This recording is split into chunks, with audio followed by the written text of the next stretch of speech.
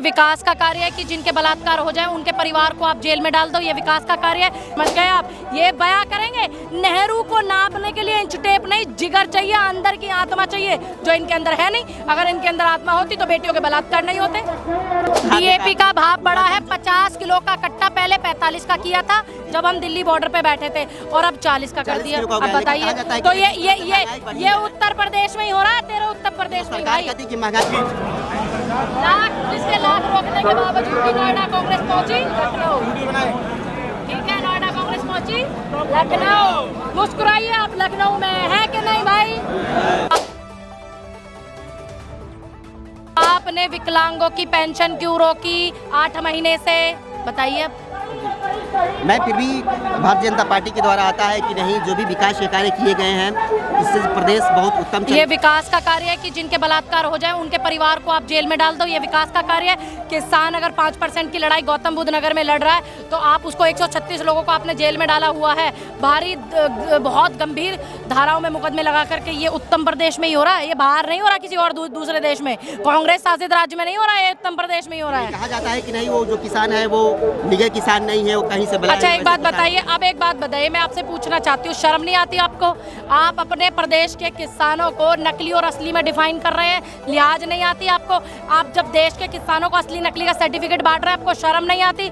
ये वही किसान है जो भारत में रहता है, कोई ऐसा तो है नहीं कोई दूसरे देश का है तो आप बताइए। अगर महंगाई की बात करते हैं तो कहते हैं कि नहीं, जो डीएपी का भाव बढ़ा है, महंगाई बढ़ रही है, अच्छी बात है, हम जानते हैं कि महंगाई बढ़ रही है, लेकिन उस तरह से व्यक्ति का आय भी बढ़ रहा है। अच्छा, ये आय बढ़ी, किसान का जो आप एमएसपी का हम लड़ाई लड़ रहे हैं पूरे देश में, क्या आपने एमएसपी लागू की? क्या आपने स्वामीनाथन रिपोर्ट लागू की? अगर आय बढ़ रही है तो आप करिए ना लागू। या जो जनता का टैक्स है, और जब से मैं टैक्स देने लगी ना तब से तो और सवाल ज़्यादा करूंगी इस मुद्दे पर, क्योंकि जो जनता का टैक्स है आप बड़े बड़े हो उनमें फुटास में और छपास की जो आपको बीमारी लगी है ना, भारतीय जनता पार्टी के नेताओं को फुटास की और छपास की बीमारी हो गई है। ज़्यादा नहीं आप कुछ कर सकते, आप सरकारी खाते में अपना इलाज कराइए। जो आप बड़े बड़े पोस्टरों में जनता का पैसा खराब कर रहे हो ना, टैक्स का पैसा जो खराब कर रहे हो, 350 करोड़ के आसपास में आपने मीडिया को जो दिया है, प्रिंट मीडिया को, बाकी सोशल मीडिया के 100 चैनल, ईडी सीबीआई को लेकर के आप चलते हो और तब जाकर के किसान पे धावा बोलते हो, और आप कहते हैं कि उत्तम प्रदेश है। महिलाओं के मुद्दे पे आते हैं। हमें महिलाओं के लिए कहा जाता है कि नहीं, जो सूबे के मुखिया है श्री आदित्य योगीनाथ जी, वो कहते हैं कि नहीं, 12 बजे रात कोई महिलाएं चाहे तो कहीं आ सकती, कोई दिक्कत नहीं। अच्छा एक काम कीजिए, मैं आपके लखनऊ में हूँ, आज ही ट्राई करते हैं ना, आप स्टिंग कीजिएगा, आज ही ट्राई करते हैं।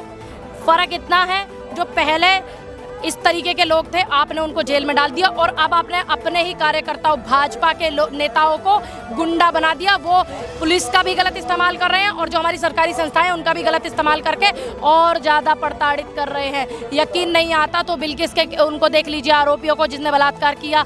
यकीन नहीं आता तो सेंगर को देख लीजिए, उससे भी ज़्यादा यकीन नहीं आता तो 5 किसानों की हत्या करने वाला ट्रैक्टर चलाने वाले का बेटा, ठीक, उसके बाप को आप सदन में संसद में लेके घूम रहे हैं। मैं टहनी की बात कर रही हूँ। यकीन नहीं आता तो आप लखीमपुर में देख लीजिए। जी मैम, आप पूरे देश में कांग्रेस पार्टी का नेतृत्व करती हैं। अभी हाल ही संसद से एक बात उठी है कि जो प्रधानमंत्री जो कार्यालय में जो संग्रहालय होता है पुस्तकालय का, उस वहाँ से 1971 के, हम नेहरू जी की बात भी करेंगे, लेकिन 1971 में जब पाकिस्तान के टुकड़े करके आयरन लेडी श्रीमती इंदिरा गांधी, हमारी पूर्व प्रधानमंत्री, जिन्होंने इतने सालों तक देश को सुचारू बना करके रखा, उस महिला ने बांग्लादेश को अलग किया पाकिस्तान से, और उन सैनिकों का इन्होंने अपमान किया। वहाँ पर एक पेंटिंग लगा दी, उन सैनिकों की फोटो हटा दी। जब नतमस्तक पाकिस्तान झुका था तुम्हारे सामने, वो फोटो तक हटा दी, नेहरू जी की फोटो हटा दी। अरे जब देश में गेहूं भी नहीं मिलता था, जब देश में कुछ नहीं होता था, अमेरिका से गेहूं आया था जिसको सुअर भी नहीं खाते हैं, वो सोचिए कैसी स्थिति में जब देश आज़ाद हुआ था। 90,000 करोड़ के करीब जो है नेहरू जी ने अपने पिताजी के पैसे दान में दिए थे भारत को, बताइए। और ये लोग बोल गए नेहरू जी के पास कहाँ से आए। मैं आपको बता दूं, थोड़ा इतिहास खंगालिए। मोतीलाल नेहरू बहुत बड़े वकील थे, बैरिस्टर थे, ठीक है, और उनके पिताजी बड़े अमीर थे, ठीक है। तो मैं आपको बता दूं, आप बहुत पूछेंगे कमेंट में, तो उस पैसे को दान किया है नेहरू जी ने। जेल काटी है 11 साल की नेहरू जी ने, इंदिरा जी ने जेल काटी है। इस प्रदेश में आप हैं, यहाँ पे सरकार का नारा आता है कि मैं इस प्रदेश में ना हूँ, मेरा ही प्रदेश है। उत्तर प्रदेश मेरा प्रदेश है भाई, मेरी जिम्मेदारी है यहाँ के मुद्दे उठाना। बाकी जो यहाँ पे प्रोटेस्ट होने हैं आज यहाँ पे हर तरह से बैरिकेडिंग लगा दी गई है। कोई बात नहीं, आप भी देखेगा और हम भी देखेंगे, हम विधानसभा घेराव करने जा रहे, करेंगे। जी बहुत बहुत धन्यवाद। देखिए बहुत बड़ी खबर जो कि आगे पूनम पंडित देख रहे हैं कि आगे चढ़ चुकी हैं बैरिकेडिंग पे, जो कि एक कांग्रेस की बहुत बड़ी युवा नेत्री हैं। पूनम पंडित भी चढ़ चुकी हैं ऊपर और उनके साथ अन्य महिलाएं हैं जो कि